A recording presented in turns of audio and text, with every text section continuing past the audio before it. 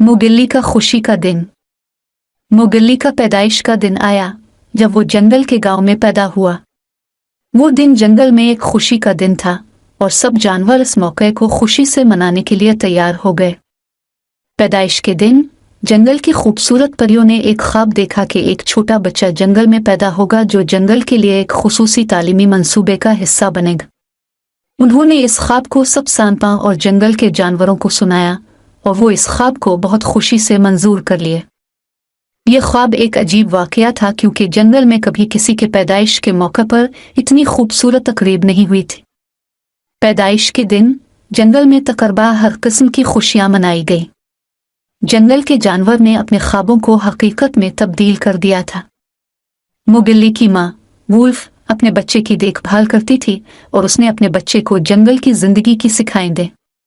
मोगिल्ली ने जंगल की तालीम में दिल से दिलचस्पी ली और वो बड़े ख्वाबों का पीछा करता रहा कि वो एक दिन जंगल के राजा बन सके। इस तरह मोगिल्ली का पैदाइश का दिन जंगल का एक खुशी का दिन बन गया जो जंगल के तमाम जानवरों के लिए खुशी और उम्मीदों का पैगाम लेकर आया। वो एक खुसूसी बच्चा था जिसने जंगल को अपनी कीमती जिंदगी की कदर करने की सीख दी।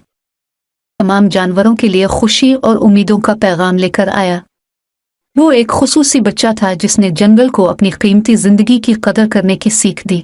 एक दिन मोगिल्ली ने फीलों की तरफ सफर करने का फैसला किया। वो जंगल की तालीम के बाद अपनी दुनिया को और भी जानने का शौक रखता था और फीलों की जिंदगी के बारे में सुना इसके लिए एक जज्बे की बात थी। मोगिल्ली का दोस्त बालू बंदर का बादशाह ने इसके साथ सफर करने का फैसला किया। बालू को भी नई तजुर्बात का शौक था और वो मोगिल्ली की कंपनी में इस मेहमान नवाज सफर का हिस्सा बनना चाहते थे। दोनों दोस्तों ने जंगल की जानिब रुख किया और फीलों की तरफ रास्ता बनाया। सफर का पहला हिस्सा बहुत ही दिलचस्प था जब वो जंगल के उलमा से मिलकर एक सुकूनी रात गुजारे। अगले दिन मोगिल्ली और बालू ने फीलों की जिंदगी की तरफ रास्ता जारी किया। वो फीलों की गिरोह को देखकर हैरान हो गए। फीलों का रिहायशी जंगल मोगिल्ली और बालू को अपने साथ कबूल कर लिया और उनको अपनी दुनिया के हिस्से के तौर पर मुआखजा किया। मोगिल्ली और बालू ने फीलों की मुआशरत में शामिल रहकर उनकी जिंदगी की खूबसूरती को देखा और फीलों के साथ एक दिलचस्प दिन गुजारा। सफर का इख्तिताम मोगिल्ली और बालू के लिए एक खूबसूरत तजुर्बा साबित हुआ। वो ने नए दोस्तों से मिलकर और नई दुनिया की खुशबूदारी को देखकर अपनी तालीम को मजीद बढ़ाया। यह सफर ने मोगिल्ली को और भी ज्यादा समझदार और तजुर्बाकार बनाया और उसने दिखाया कि जंगल की जिंदगी में हर कोने में अपनी खुशबूदारी छुपी होती है, सिर्फ इसे देखने की तालीम और ख्वाब की जरूरत होती है। ज्यादा समझदार और तजुर्बाकार बनाया और उसने दिखाया कि जंगल की जिंदगी में हर कोने में अपनी खुशबूदारी छुपी होती है, सिर्फ इसे देखने की तालीम और ख्वाब की जरूरत होती है। वो बहुत ही खुशी के साथ अपनी जिंदगी गुजर रहा था। मोगिल्ली के दोस्त होते थे बगीरा शेर का राजा और बालू बंदर का बादशाह।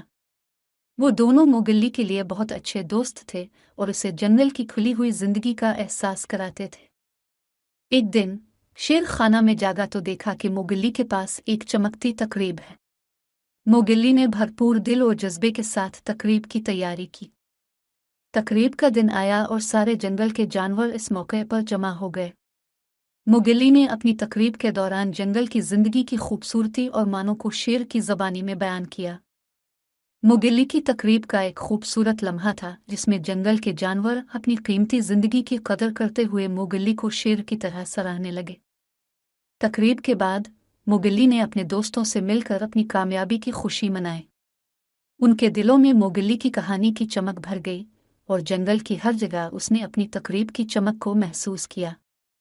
मोगिल्ली ने दिखाया कि अगर हम जंगल की जिंदगी की कदर करें और अपनी तरफ से अच्छे अंदाज से इसकी हिफाजत करें तो जंगल हमेशा खुशी और सुकून से भर सकता है। ये थी मोगिल्ली की चमकती कहानी जो हमें याद दिलाती है कि हमें जंगल की जिंदगी की कदर करनी चाहिए और अपनी मुहित की हिफाजत करनी चाहिए। खून से भर सकता है। ये थी मोगिल्ली की चमकती कहानी जो हमें याद दिलाती है कि हमें जंगल की जिंदगी की कदर करनी चाहिए और अपनी मुहित की हिफाजत करनी चाहिए।